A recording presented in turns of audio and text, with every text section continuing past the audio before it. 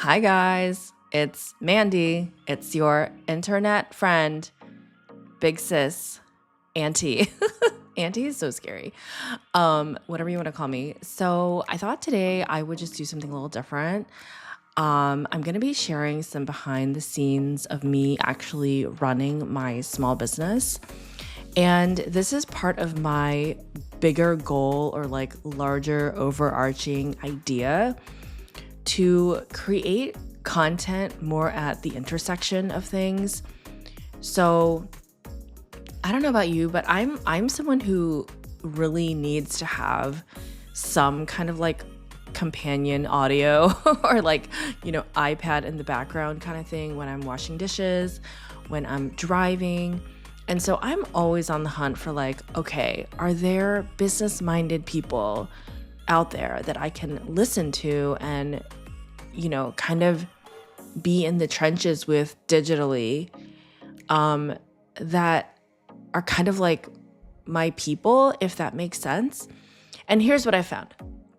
There are 1 gazillion resources for like high energy, assertive dudes who are trying to grow their business and want to like scale, and want to like blow this up and like that whole market is completely covered.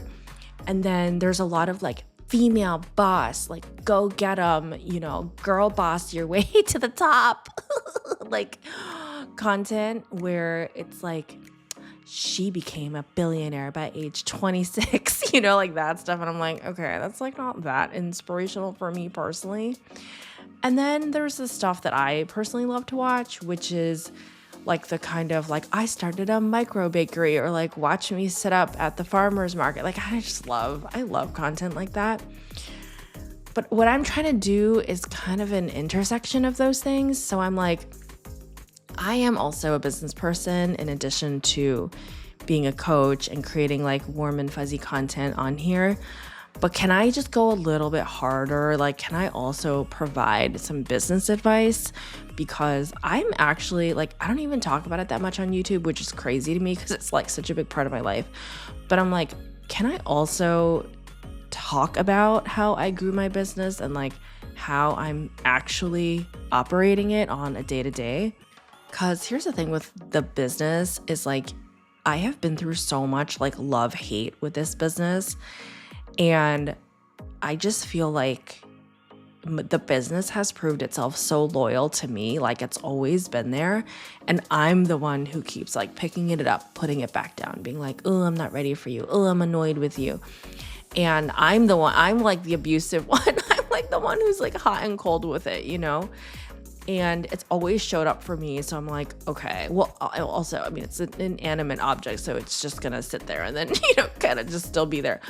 But I feel like it's one thing that's very, very consistent in my life. And I'm like, you need to show it some love. Like, are you kidding? This thing has been here for you through thick and thin, through all of your like random energy spurts and ideas that fall flat. And like, it's just still here for you. And so I feel like it's going to be loyal to me. Like, can I be loyal to it? I feel like that's just one of the things that people don't really talk about, where it's like, as an entrepreneur, as a business owner, sometimes you just don't like your own business. Sometimes you're tired of it. Sometimes you're sick of it, And that's like so normal. I just want to normalize that. I think that, okay, if I had to define entrepreneurship, I would say that being an entrepreneur is being someone who can create your own momentum. Meaning like no one's gonna come to you and be like, okay, it's time to come up with a new journal, or it's time to come up with a new campaign, or hey, you should reach out to this person. Like, you have to create your own momentum. And that means like starting things where you're like, I don't know if this is gonna work. It might be really bad. And just doing it anyway. And then when you do get a little bit of traction, like jumping on that and doubling down on that. I mean, like, oh my God, this thing worked. Okay, I think I can experiment with it a little. I think I can go even deeper, And it's In a lot of ways, if you are someone who's very creative and are used to creating your own world building, if you have a deep interior life where you've constructed like rooms in your own imagination, then I think being a solopreneur or being a founder or doing your own creative business is going to be so good for you, because you're just used to like playing make-believe essentially. And honestly, that's all this is. You know, I mean, you can see in the video, I have like this infrastructure, and I have, you know, I'm like binding journals right now. And this is like a machine that I bought. But before this machine, it was just an idea in my head. And then I just Googled it. You know what I mean? I was like, how to bind it. Literally, if you searched like a year ago, I was Googling how to bind a journal. And then it's just trial and error. Like for me, I'm a stationery girly, so like I love this stuff. So it was like fun and exciting for me to like, I remember in the very early days, I like bought a couple sample rings, like the like things that bind the journal, you know? And I was like, okay, let's just try it out. And then I wasn't like a journal expert, but I was a consumer, right?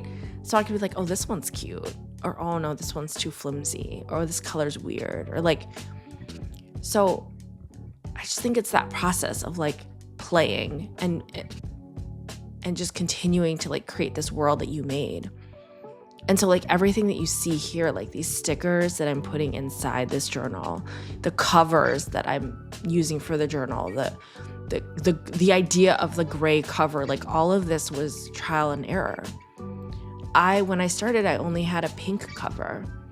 And then people started messaging me and they were like, yeah, I want to get this for my husband, but like, do you have a different color? And so I was like, oh, right, of course. Like, let's get something a little more neutral. So then I like went to Michael's. I'm like walking the aisles, you know? I'm just looking at the paper and being like, what do I like? What's going to work well with my printer? Okay, let's buy a couple packs and then try it out. This color photographed really well, you know? So then this became like the cover. And like those boxes in the back that you see, I mean, those boxes were also an experiment. Because I was like, oh, what if I sold pens with the journals? And then I was like, well, but how do I ship it out? You know, so then like, and this is the part where you just have to like learn as you go, you know? I'm not an operations, I'm not like a cardboard box specialist, you know? But I Google box. And then and then you just look at like the sizing and you're like, well, how big is my journal? How big does the box have to be?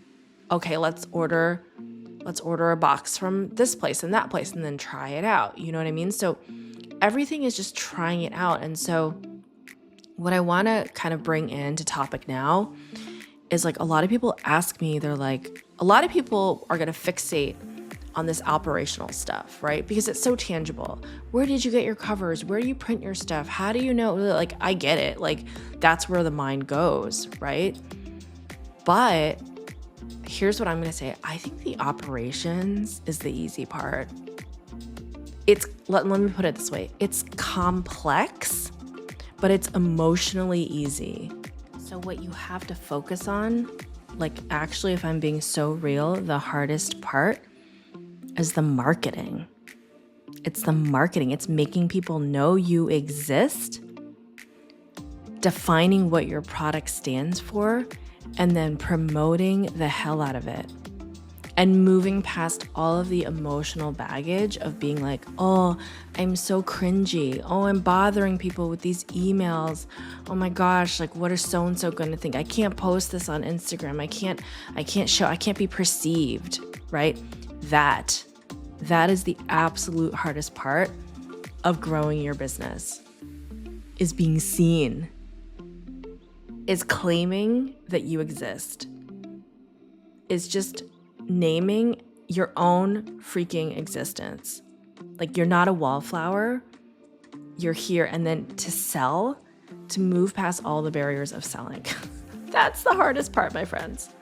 Like the act of selling is so radical because you're asking people for something.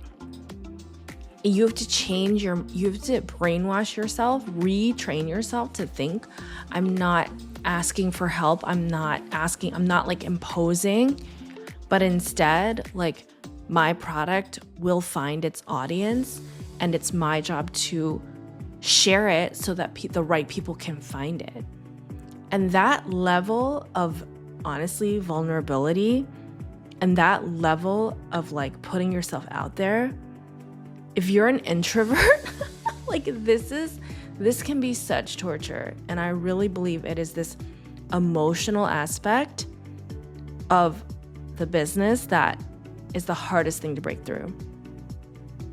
If you think the hardest thing is going to be to figure out where to like source your materials from, no, girl, that is fun and that is easy. The hardest thing is going to be hitting record and publish.